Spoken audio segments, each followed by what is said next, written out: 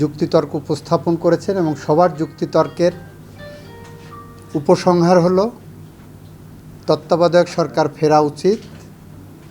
তত্ত্বাবধায়ক সরকার গণতন্ত্রের জন্য সহায়ক।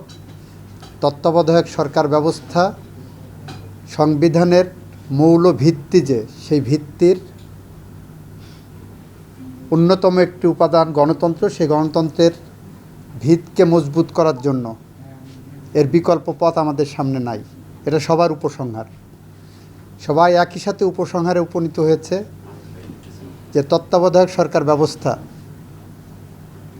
আগামী সংসদের পরে যে কার্যকর হোক।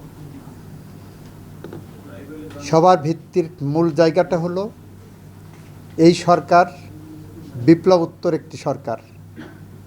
এই সরকারে যারা আছেন তারা বিপ্লবোত্তর সময়ে বাংলাদেশকে একটি নির্বাচনের দিকে নিয়ে যাচ্ছেন বিপ্লবের আকাঙ্ক্ষা পূরণের মধ্য দিয়ে।